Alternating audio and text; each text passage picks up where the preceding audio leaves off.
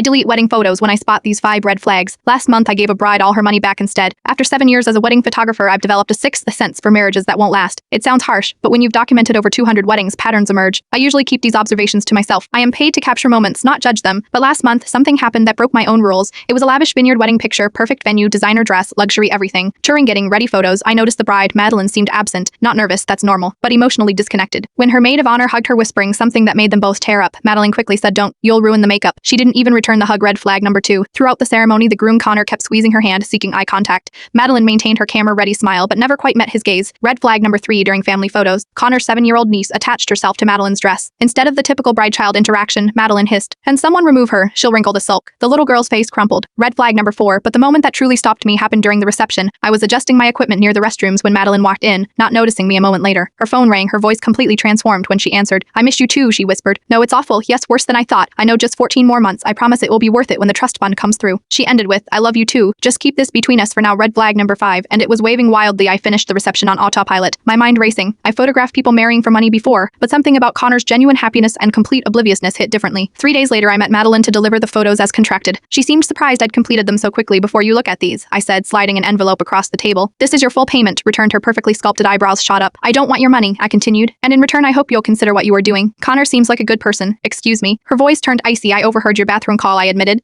"Look, I don't know your situation, maybe you have reasons, but as someone who's seen hundreds of marriages start and many end, I just couldn't take money for documenting." Then she stared at the envelope for a long moment. Then unexpectedly her eyes filled with tears. "It's not what you think," she whispered. "The call wasn't to a lover. It was to my therapist." She explained that her wealthy family had threatened disinheritance unless she married appropriately. Connor came from the right background, but she felt nothing for him. The trust fund she mentioned, it was her own, accessible only after a year of marriage. "I am gay," she finally said. "My family doesn't know Connor's my escape plan." I left that coffee shop with her payment still returned and photos delivered, but also with a profound lesson about judging situations. I don't fully understand. Sometimes what looks like a red flag is actually someone desperately trying to survive in a world that hasn't given them better options. I still look for warning signs at weddings, but now I remember, behind every red flag might be a deeper story, one my camera can never capture.